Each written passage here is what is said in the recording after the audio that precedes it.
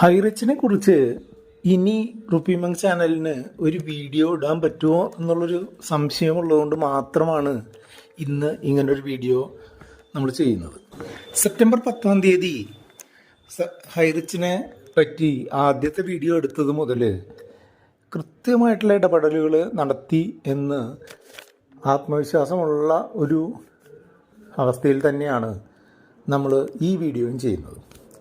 കാരണം എന്താണെന്ന് വെച്ചാൽ സെപ്റ്റംബർ 8 നമ്മളെ റുപ്പിമങ്ങിൻ്റെ ഒരു സബ്സ്ക്രൈബർ കോൾ ചെയ്യുകയും അദ്ദേഹത്തിന് ഇവരുടെ ഒരു ഹൈറിച്ചിൻ്റെ ബിസിനസ് കാര്യങ്ങളെ പറ്റിയിട്ട് കാര്യമായിട്ടുള്ള സംശയങ്ങളുണ്ട് എന്ന് ഒരു വോയിസ് അയക്കുകയും ചെയ്തതിൻ്റെ പശ്ചാത്തലത്തിലാണ് നമ്മൾ ഹൈറിച്ച് എന്താണ്, ഹൈറിച്ച് എങ്ങനെ പ്രവർത്തിക്കുന്നു എന്നുള്ളത് നമ്മൾ മനസ്സിലാക്കാനായിട്ട് ശ്രമിക്കാനായിട്ട് തുടങ്ങിയത്.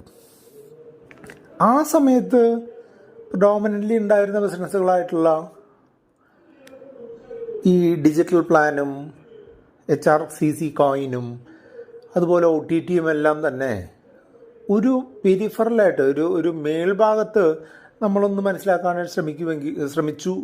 അതിന് നമ്മളൊരു ന്യൂട്രലായിട്ടുള്ള, എൻ്റെ ഒരു അഭിപ്രായത്തിൽ ഹൈറിച്ചിനെ മോശമെന്നോ നല്ലതെന്നോ പറയാത്ത ഒരു ന്യൂട്രലായിട്ടുള്ള ഒരു അഭിപ്രായത്തിൽ വെച്ചിട്ടാണ് നമ്മളത് മുന്നോട്ട് പോയത്. പക്ഷേ കൂടുതൽ നമ്മൾ ഹൈറിച്ചിൻ്റെ കാര്യങ്ങളെപ്പറ്റി പഠിക്കും തോറും നമ്മൾ കൂടുതൽ പ്രശ്നങ്ങളിലേക്ക് ഈ ഹൈറിച്ച് കമ്പനി പോയിക്കൊണ്ടിരിക്കുകയാണ് എന്നുള്ളതാണ് നമുക്ക് മനസ്സിലായത്. സെപ്റ്റംബർ 10 ഈ വീഡിയോ റിലീസ് ചെയ്തതിന് ശേഷം ഞാൻ ജോലി ചെയ്യുന്ന സ്ഥാപനത്തിൽ സെപ്റ്റംബർ 11 ഇരിക്കുന്ന സമയത്താണ് ഹൈറിച്ചിൻ്റെ MD ശ്രീന പ്രതാപൻ എന്നെ വിളിക്കുകയും, ആദ്യം ഞാൻ വിളിക്കുന്ന സമയത്ത് ഞാൻ മറ്റൊരു മീറ്റിങ്ങിലായതുകൊണ്ട് നമുക്ക് സംസാരിക്കാൻ സാധിച്ചില്ല. പിന്നെ രണ്ടാമത് വിളിച്ച സമയത്ത് അവരുമായിട്ട് സംസാരിച്ചു. അവർ ലിറ്ററലി നമ്മളെ തെറി പറയുകയായിരുന്നു. അതായത് ആദ്യമേ നിങ്ങളെ കോടതി കയറ്റും, നിങ്ങൾക്ക് കോടിക്കണക്കിന് രൂപയുടെ മാനനഷ്ട കേസ് ഫയൽ ചെയ്യും, നിങ്ങളുടെ റുപ്പിമങ് ചാനൽ ഞങ്ങൾ പൂട്ടിക്കും, റുപ്പിമങ് ചാനലിനെതിരെ ഞങ്ങൾ ഇതുപോലെ വീഡിയോ ഇടും എന്നുള്ള ഒരു റെസ്പോൺസുമായിരുന്നു ആദ്യം ലഭിച്ചത്. അതിന് നമ്മൾ വളരെ കാമായിട്ട് അവരോട് നിങ്ങളെ കൊണ്ട് ചെയ്യാവുന്ന രീതിയിലുള്ള ലീഗലായിട്ടോ അല്ലാതെയോ ഉള്ള കാര്യങ്ങൾ ചെയ്തോളൂ, ഇതൊന്നും നമ്മൾ പുത്തരിയല്ല എന്നുള്ള രീതിയിൽ റെസ്പോൺസ് കൊടുത്തപ്പോൾ അവർ പറഞ്ഞത് നമ്മളെ പർച്ചേസ് ചെയ്യാനുള്ള രീതിയിലുള്ള ഒരു കാര്യമാണ്. ഇതിനിടയ്ക്ക് നമ്മളൊരു വീഡിയോ അവരുടെ കണ്ടിരുന്നു. നമ്മളിങ്ങനെ തെറ്റ് പറയുന്ന ആളുകളെ ഇത് ചെയ്യുന്നത് ആൾക്കാരെ പർച്ചേസ് ചെയ്ത് മറ്റോ ഒന്നല്ല എന്നുള്ള രീതിയിൽ. പക്ഷേ അങ്ങനെയല്ല. അതായത് ഈ നമ്മളെപ്പോലുള്ള ചെറിയൊരു ചാനലിനെ പോലും പർച്ചേസ് ചെയ്യുന്ന രീതിയിലുള്ള സമീപനമാണ് അവർ എടുത്തത്. കാരണം എന്താണെന്ന് വെച്ചാൽ നിങ്ങൾക്ക് എന്താ വേണ്ടത് ആ രീതിയിൽ നമ്മൾ സപ്പോർട്ട് ചെയ്യാം, ആ വീഡിയോ നമുക്ക് മാറ്റണം എന്നുള്ള രീതിയിൽ പറഞ്ഞു. ഞാൻ പറഞ്ഞു, ഞാൻ സത്യസന്ധമായിട്ട് ചെയ്തിട്ടുള്ള കാര്യങ്ങൾ അതവിടെ തന്നെ ഉണ്ടാവും. നിങ്ങൾ പൈസ തരുമോ ഇല്ലയോ എന്നുള്ളതൊന്നും നമുക്ക് ഇതല്ല. എനിക്ക് സത്യസന്ധമായിട്ടുള്ള തോന്നുന്ന കാര്യങ്ങൾ മാത്രമേ നമ്മൾ ഇത് ചെയ്യുള്ളൂ എന്നുള്ള രീതിയിൽ ഞാൻ പറയണ്ടായി. അപ്പോൾ അവർക്ക് ഒരു ഭീഷണിയും ഒരു പ്രലോഭനവും ഒന്നും ഫലിക്കില്ല എന്ന് വന്നപ്പോൾ അവരുടെ സ്ഥിരമടവായിട്ടുള്ള ശാപത്തിലേക്കാണ് അവർ കിടന്നത്. അവർ പറഞ്ഞതെന്താണെന്ന് വെച്ചാൽ 10,000-കണക്കിന് കുടുംബങ്ങളുടെ ശാപം നിങ്ങളുടെ മേത്ത് വന്ന് പറ്റും എന്നുള്ളതാണ്. 10,000-കണക്കിന് കുടുംബങ്ങളുടെ അന്നദാതാവായ ഹൈറിച്ചിനെ നിങ്ങളുടെ വീഡിയോയിലൂടെ പൂട്ടാൻ ശ്രമിച്ചെങ്കിൽ നിങ്ങൾക്ക് ശാപം ഉണ്ടാവും എന്നാണ് നിങ്ങളുടെയൊക്കെ കൺകണ്ട ദൈവമായിട്ടുള്ള ശ്രീന പ്രതാപൻ പറഞ്ഞത്. പക്ഷേ ഞാൻ പറഞ്ഞു, ഞാൻ അങ്ങനെ ശാപമോ നല്ലതോ എന്നുള്ളതൊന്നും വിശ്വസിക്കുന്ന ഒരാളല്ല. എങ്കിലും അതൊന്നും നമ്മളെ ഏൽക്കാൻ സാധ്യതയില്ല. അതുകൊണ്ട് നിങ്ങൾ നിങ്ങളുടെ വഴിക്ക് പൊക്കോളൂ എന്നുള്ള രീതിയിൽ സമാധാനപരമായിട്ട് അവസാനിപ്പിക്കുകയാണ്. വളരെ ഒരു ഉയർന്നൊരു പ്രൊഫഷണൽ സർവീസ് കമ്പനിയിൽ വർക്ക് ചെയ്യുന്ന ഒരു ഞാൻ എന്നുള്ള നിലയ്ക്ക് ഞാൻ ആ ഓഫീസിലിരുന്നു കൊണ്ട് ആ കോൾ അറ്റൻഡ് ചെയ്യുമ്പോൾ എന്തുമാത്രം ഒരു സമാധാനപരമായിട്ട് അതിനെ അറ്റൻഡ് ചെയ്യണം നിങ്ങൾക്ക് എല്ലാവർക്കും ആലോചിച്ചത് തന്നെ അറിയാം. പക്ഷെ അതിന് ശേഷം കേട്ടത് നമ്മളുടെ നാട്ടിൽ വെറും ഒരു ലോ ക്ലാസ് സ്ത്രീകൾ സംസാരിക്കുന്ന, അല്ലെങ്കിൽ വെറും ലോ ക്ലാസ് സ്ത്രീകൾ സംസാരിക്കുന്ന ഒരു തെറിയും ധിക്കാരവുമാണ് പറഞ്ഞത്.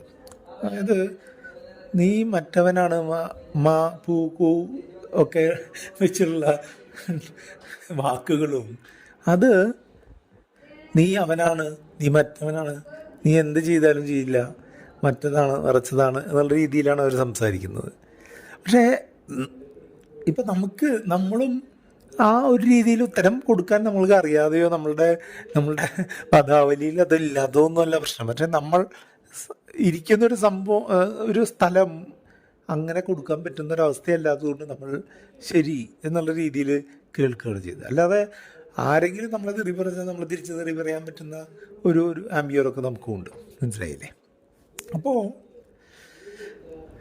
എന്നിട്ട് അവസാനം ഇവർ അവസാനിപ്പിച്ചൊരു ഡയലോഗ് എന്ന് പറഞ്ഞിട്ടുണ്ടെന്നുണ്ടെങ്കിൽ, ഞാനും പ്രതാപൻ സാറും ഈ ഭൂമിയിൽ ജനിച്ചിട്ടുള്ളത് ഇവിടെ ഒരു മാർക്ക് അവശേഷിപ്പിച്ച് പോവാനായിട്ടാണ് എന്നാണ് പറഞ്ഞിട്ടുള്ളത്. അതായത് ശ്രീനയുടെ ഭർത്താവ് പ്രതാപനും ഈ ഭൂമിയിൽ ജനിച്ചിട്ടുള്ളത് വലിയൊരു മാർക്ക് ചെയ്തുകൊണ്ട് ഇവിടുന്ന് മുന്നോട്ട് പോകാനാണ് ഉദ്ദേശിച്ചിട്ടുള്ളത്. ശരിയാണ്, ആ ഒരു മാർക്ക് നൂറുകണക്കിന് ആയിരക്കണക്കിന് ആളുകളുടെ കണ്ണീരും അവരുടെ രക്തവും കലർന്നിട്ടുള്ള മാർക്കാണ് എന്നുള്ളതാണ് എനിക്ക് തോന്നുന്നത്.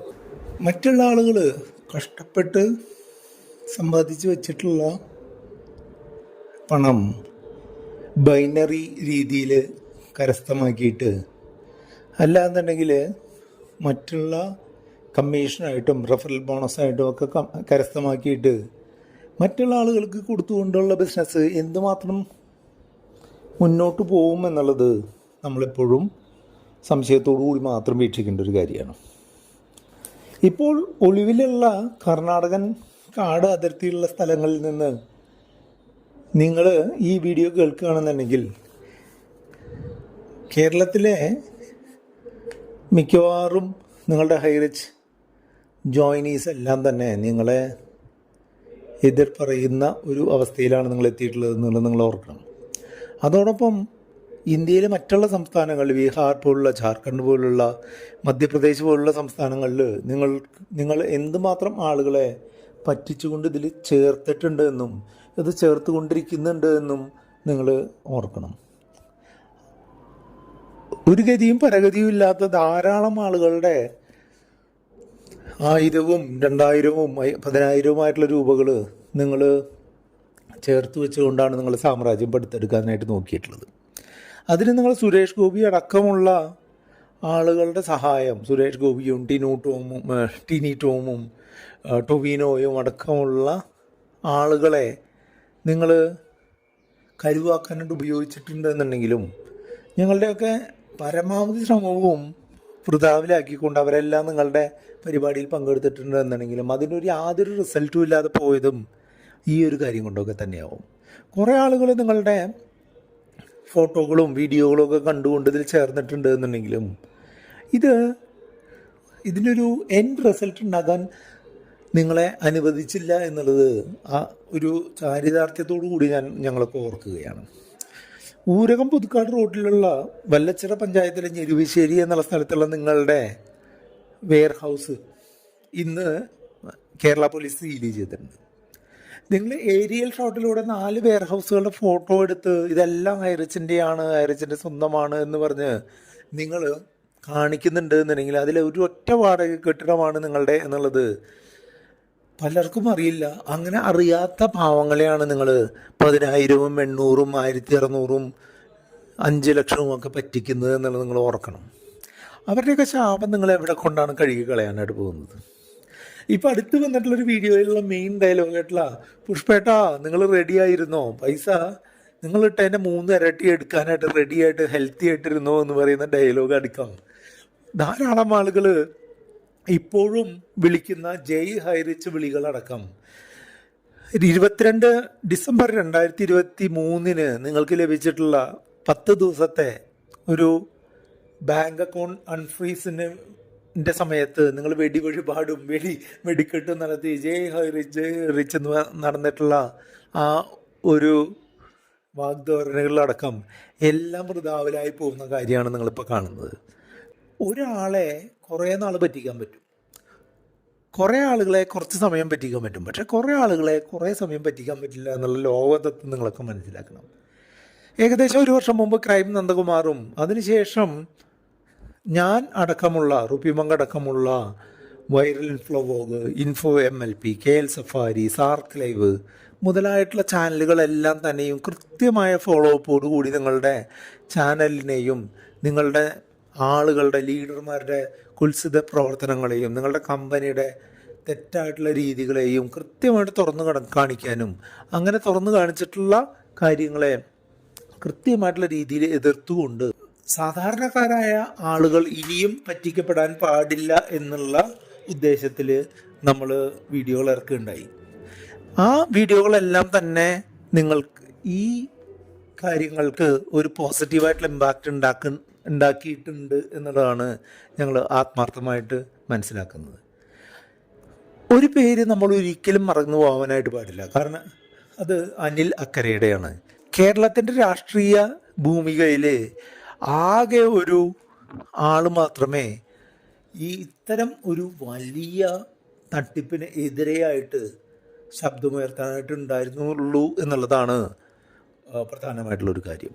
വടക്കാഞ്ചേരിയിൽ കഴിഞ്ഞ തവണ MLA ആയിരുന്ന അനിൽ അക്കര അദ്ദേഹം വളരെ കൃത്യമായിട്ടുള്ള രീതിയിൽ ഇടപെടൽ നടത്തുകയും ഒരു GST കേസുമായിട്ട് തേഞ്ഞു മാഞ്ഞു പോകാനിരുന്ന ഒരു സെറ്റ് ഓഫ് ഓർഡറുകളെ പുനരുജ്ജീവിപ്പിക്കുകയാണ് ചെയ്തത് എന്നാണ് എനിക്ക് മനസ്സിലാവുന്നത്.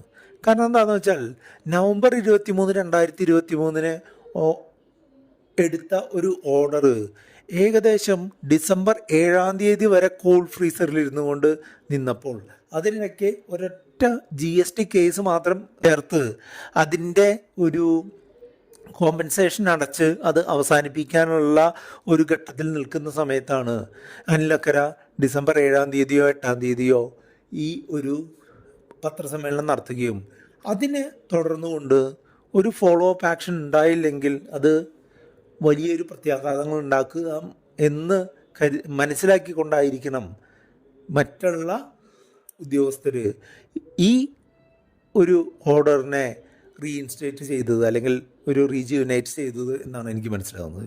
അദ്ദേഹത്തിൻ്റെ കൃത്യമായിട്ടുള്ള ഇടപെടൽ ഉണ്ടായിരുന്നില്ല എന്നുണ്ടെങ്കിൽ ഒരു GST കേസ്, ആ GST കേസിൽ 126 കോടി ഫൈൻ വന്നു, അത് അടച്ചുകൊണ്ട് ഹൈറിച്ച് മുന്നോട്ട് പോകുമായിരുന്നു.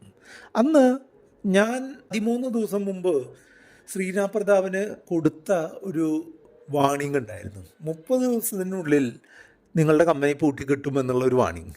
ആ വാണിങ്ങിൻ്റെ 13-ാം ദിവസമായിരുന്നു അന്ന്. ആ 13-ാം ദിവസം കമ്പനി പൂട്ടിക്കെട്ടാനുള്ള ഒരു സ്റ്റെപ്പ് കൃത്യമായിട്ട് നടക്കാനായിട്ടുള്ള സാധ്യത ഉണ്ടാക്കിയത് അനിലക്കര മാത്രമാണ്. മറ്റൊരു രാഷ്ട്രീയക്കാരനും ഈ ഒരു കാര്യത്തിൽ ഇതേവരെയും ഇടപെടുകയോ മറ്റ് ഒരു ഇൻ്റർവെൻഷൻ നടത്തുകയോ ചെയ്തിട്ടില്ല എന്നുള്ളത് വളരെ ദുഃഖകരമായിട്ടുള്ളൊരു യാഥാർത്ഥ്യമാണ്. എൻ്റെ ഓർമ്മ ശരിയാണെന്നുണ്ടെങ്കിൽ ഇതിനിടയ്ക്ക് ഏതോ ഒരു ചാനൽ ചർച്ചയിൽ VPP മുസ്തഫ എന്ന് പറഞ്ഞിട്ടുള്ള CPM നേതാവ് ഈ ഒരു കാര്യം എതിർത്തിട്ടുണ്ട് എന്നുണ്ടെങ്കിലും പുരോഗമന ആശയങ്ങൾ ഉദ്ദേശിക്കുന്ന ഒരൊറ്റ രാഷ്ട്രീയ പാർട്ടി CPI-യോ CPM-ഓ RSP-യോ അല്ലെങ്കിൽ ഫോർവേഡ് ബ്ലോക്കോ പോലുള്ള മറ്റൊരു രാഷ്ട്രീയവും ഈ ഒരു കാര്യത്തിനെ എതിർക്കുന്ന രീതിയിലുള്ള യാതൊരുവിധ സമീപനവും എടുത്തിട്ടില്ല എന്നുള്ളത് അനിലക്കരയെ രാഷ്ട്രീയപരമായിട്ട് നമ്മൾ ഒരേ ചേരിയിലോ എതിർ ചേരിയിലോ ആണ് എന്നുണ്ടെങ്കിലും നമ്മൾക്ക് നമ്മളുടെ കൂടെ നിർത്തുന്നതിന് വളരെ അഭിമാനത്തോടു കൂടി ഓർക്കാൻ സാധിക്കുന്നൊരു കാര്യമാണ്. കാസർകോട്ടത്തെ വിവരാവകാശ പൊതുപ്രവർത്തകനായിട്ടുള്ള മുരളീധരൻ ചേട്ടനും സുൽത്താൻ ബത്തേരിയിലെ ഹാരിജിനെതിരെയുള്ള കംപ്ലൈൻറ്റ് കൊടുത്ത അർജുനും അതുപോലെ വൈറൽ ഫ്ലോവോഗിൻ്റെ ജോയും KL സഫാരിയിലെയും ഇൻഫോ MLP-യിലെയും സാർക്ക് ലൈവിലെയും ഒക്കെ സുഹൃത്തുക്കളും ഇത് കൃത്യമായിട്ട് ഫോളോ അപ്പ് ചെയ്തുകൊണ്ട് മാത്രമാണ് ഇത് ലൈം ലൈറ്റിൽ നിർത്താനും ഇവരെ കൃത്യമായിട്ട് പൂട്ടാനും സാധിച്ചത് എന്ന് കൃത്യമായിട്ട് മനസ്സിലാക്കുന്ന ഒരാളാണ് ഞാൻ. ഇതിനിടയിൽ അനിലക്കര കൊടുത്ത CBIക്ക് കൊടുത്ത ഒരു റിക്വസ്റ്റും EDക്ക് റിക്വസ്റ്റും എല്ലാം കൃത്യമായിട്ട് മനസ്സിലാക്കുകയാണെന്നുണ്ടെങ്കിൽ കൊടുത്ത റിക്വസ്റ്റുകൾ കൃത്യമായിട്ട് എത്തിയിട്ടുണ്ട് എന്ന് തന്നെയാണ് എനിക്ക് മനസ്സിലാവുന്നത്. അതുകൊണ്ടൊക്കെ തന്നെയാണ് ഇത് നമുക്ക് ഇങ്ങനെയൊരു അവസ്ഥയിലെത്താനായിട്ട് സഹായിച്ചിട്ടുള്ളത് എന്നാണ് എനിക്ക് മനസ്സിലാവുന്നത്. GST കേസിൽ തേഞ്ഞു മോഞ്ഞു പോവുമായിരുന്ന കേസ് അനിലക്കര തിരിച്ചു പിടിച്ചപ്പോൾ അത് തുടർന്ന് ബഡ്സ് കേസായും EDയുടെ കേസായും 3000 കോടി തട്ടിപ്പ് നടത്തിയ കേരളത്തിലെ ഏറ്റവും വലിയ മണി ചെയിൻ തട്ടിപ്പുമായിട്ടും വന്നത് പല നിസ്വാർത്ഥമായിട്ടുള്ള പ്രവർത്തനങ്ങളുടെയും ഫലമായിട്ട് മാത്രമാണ്. എളുപ്പത്തിൽ പണം കണ്ടെത്താൻ നമ്മൾ ഉദ്ദേശിക്കുന്ന ഏത് കാര്യവും നമുക്ക് നഷ്ടമേ ഉണ്ടാക്കൂ എന്നുള്ളത് സാധാരണക്കാരെ പറഞ്ഞ് മനസ്സിലാക്കുക എന്നുള്ളത് മാത്രമാണ് നമ്മൾക്കിതിൽ ഒരു ഉദ്ദേശം ഉണ്ടായിരുന്നത്. അല്ലാതെ നമുക്ക് ഹൈറിച്ചിനെ തകർക്കാനോ അല്ലെങ്കിൽ അക്കരയുടെ കൂടെ നിൽക്കാനോ അല്ലെങ്കിൽ EDയുടെ കൂടെ നിൽക്കാനോ കേരള പോലീസിന് ജയ് വിളിക്കാനോ ഒന്നും താല്പര്യം ഉണ്ടായിട്ടില്ല. ഫിനാൻഷ്യൽ എഡ്യൂക്കേഷൻ പ്രൊവൈഡ് ചെയ്യുന്ന ഒരു ചാനൽ എന്നുള്ള നിലയ്ക്ക് കൃത്യമായിട്ട് എങ്ങനെ നമ്മൾ സാമ്പത്തിക കാര്യങ്ങൾ കൈകാര്യം ചെയ്യണം എന്നുള്ളത് മനസ്സിലാക്കുകയും അത് എങ്ങനെ അപ്ലൈ ചെയ്യണമെന്ന് തീരുമാനിക്കുകയും ചെയ്യാനുള്ള ഒരു വിവേകം ഉണ്ടാക്കി കൊടുക്കുക എന്നുള്ള ഉദ്ദേശത്തോടു കൂടിയുള്ള ഈ ചാനലിൽ നമ്മൾക്ക് കൃത്യമായിട്ടുള്ള ഒരു ഡയറക്ഷൻ തരാനായിട്ട് ഈ കാലയളവിൽ സാധിച്ചു എന്നുള്ളതാണ് എനിക്ക് മനസ്സിലാക്കാനായിട്ട് സാധിക്കുന്നത്. ഇപ്പോഴും ഈ ഓഫീസ് പൂട്ടിയത് ഹൈറിച്ചിനെയും ഹൈറിച്ചിലെ ആളുകളെയും സംരക്ഷിക്കാനാണെന്നും അങ്ങനെ പൂട്ടിയ ഓഫീസ് തുറക്കുന്നത് രണ്ടാമത്തെ ഉദ്ഘാടനമായിട്ട് കൊണ്ടു നടക്കാനായിട്ട് സാധ്യതയുണ്ടെന്നും ശ്രീനയും പ്രതാപനും നാളെ കിട്ടുന്ന മുൻകൂർ ജാമ്യവും കൊണ്ട് പുതിയ ഹൈറിച്ച് ഓഫീസ് ഉദ്ഘാടനം ചെയ്യാനായിട്ട് വരുമെന്നും ആഗ്രഹിക്കുന്ന മണ്ടന്മാരുള്ള ഒരു നാട് തന്നെയാണ് കേരളം എന്നുള്ളത്.